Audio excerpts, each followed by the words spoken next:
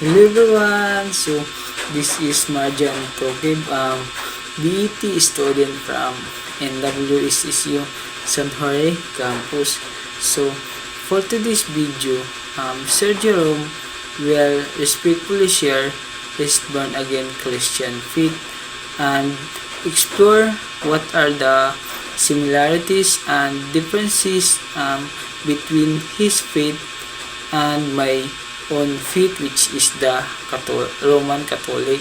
So let's listen with respect and understanding. Let's go. Okay nga gabi sir.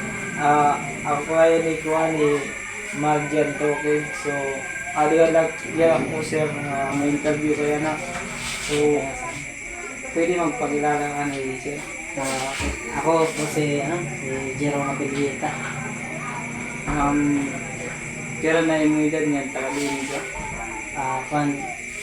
Ako ay edad 23 yan. Ako na tambungan. Ganda sama.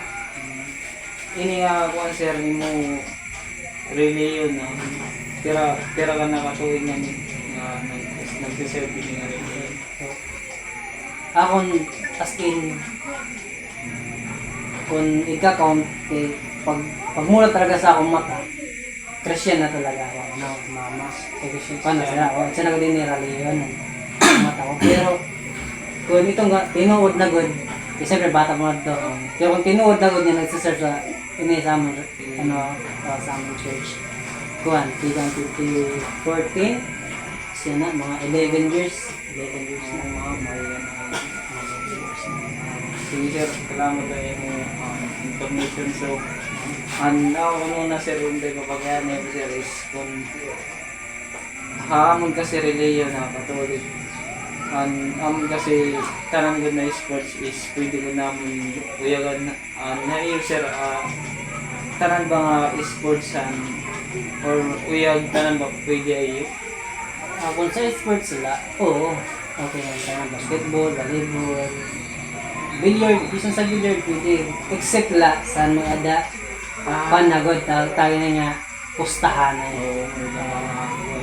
Pustahan na yun. Ito talaga ang kilad. Bawal.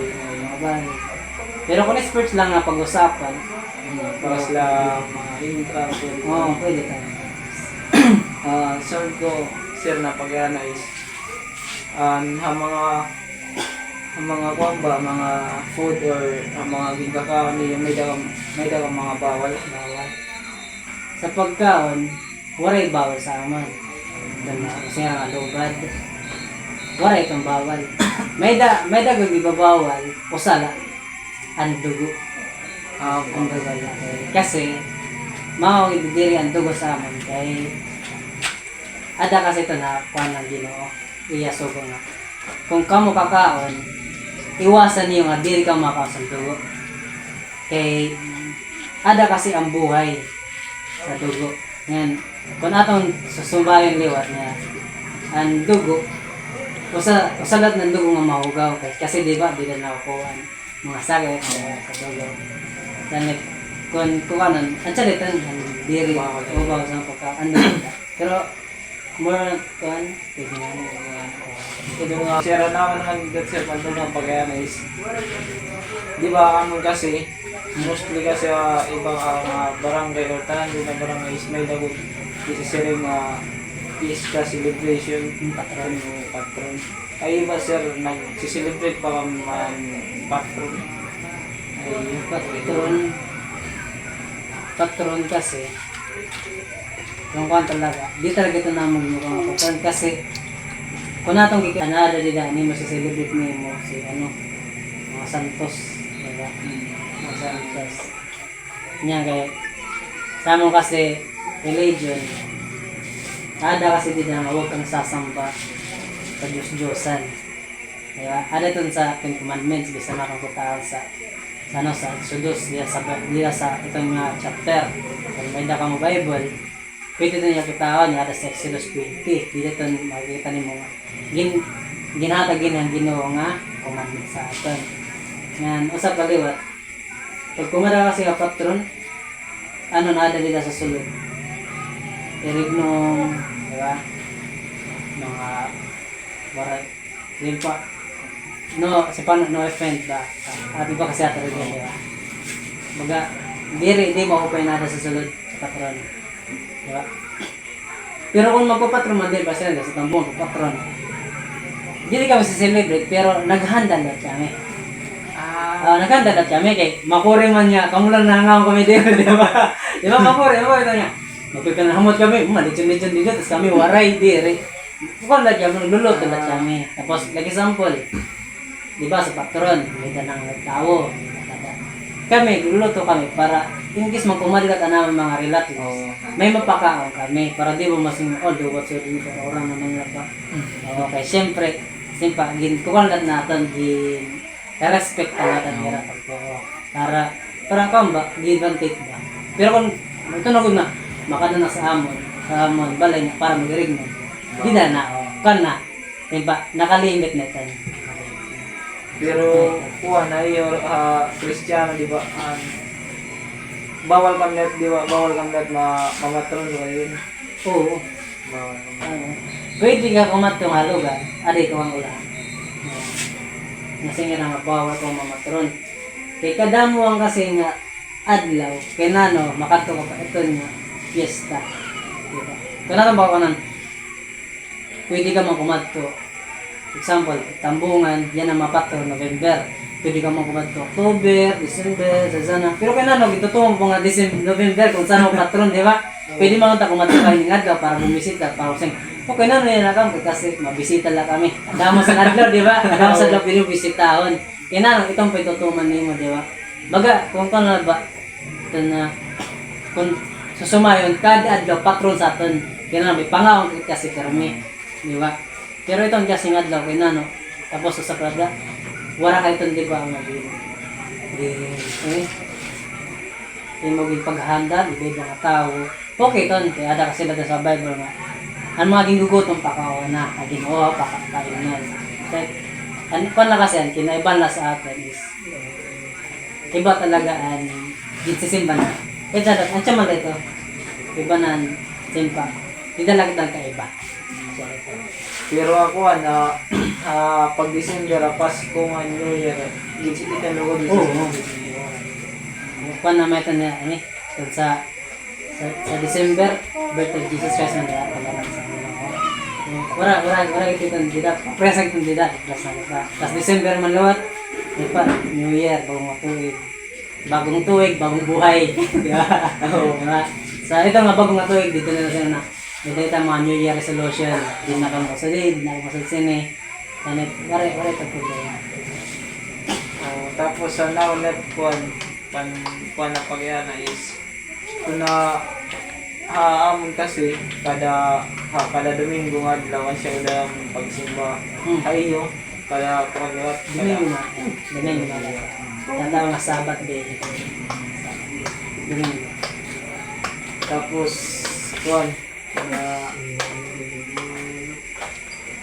anamon kasi patuloy sa namon bagay ko kuwan anamon kasi sa samba ito na kuwan di ba siya ito na libol tuloy yan Diyos ano siya kasi samba namon simba tapos ayo ano man ayo kuwan na Kristiyano ano ba yung sa samba sa amon, sa Christian, wala ka mong makita kasi yung mga revolto, Diyosan. Kasi, anam mo kasi pag sambals, direct sa Ginoo, which is nasa langit na kaya.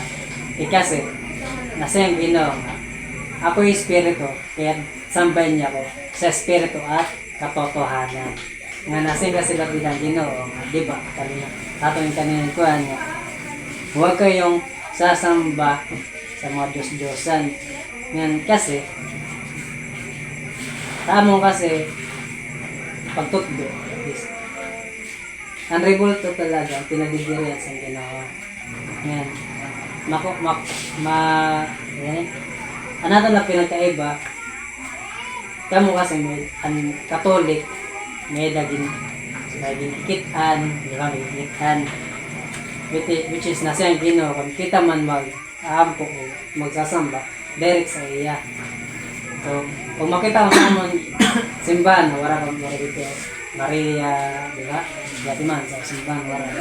Makita mo lang, speaker, drum, instrument lang. Okay. Ini nga kuan, Bible. Oh, Bible lot. Ang Bible kasi, di ba? Marang kita kung anong Bible. Pulong sang Ginoo. Lamon, kada usa may the Bible. May the Bible. Para kung nano man tutusan pastora, alidat sa amon reliyon, tinatawag sa amon pag lalaki pastor, pag babae pastora. Sa Katolik, father yan, father. So, kasi ang Bible, Dida ulit kami nabasa yan, ginututo sa amon. Para makita kung tama ba itututo sa pastor o dira. Para baga bagyan mo sa eskwelahan, Datang ni matatanggal ka naman. Para bagyan mo sa eskwelahan, kailangan pag magtututo ka teacher, may dapat libro ng kinaktan. Para di ka malis kung nakitututo sa akin. Yan ang Bible, ano yung basihan kung ada ka sa katotohanan o dira.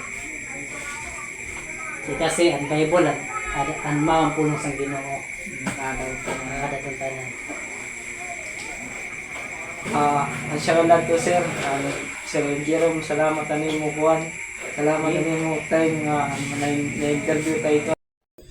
So that's all guys. Damo po nakuha ang knowledge about an era religion, about an era culture and belief.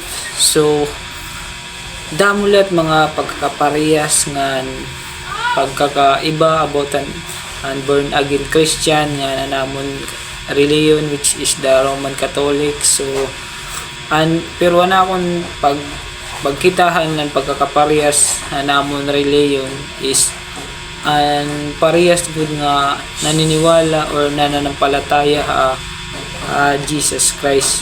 So ang pagkakaiba naman is damo bawalera maghuigo, bawalera mamatron, dire nagsisilibrate ang patron, bawalera kumaon may dugo. Anira pagsamba is anira yung sasamba is Bible. So anira ang tanan niton is pwede haamon. So that's all guys. Thank you for watching and God bless po sa lahat, and that's all. So once again, this is Marjan Togig, BET student. So thank you, peace out.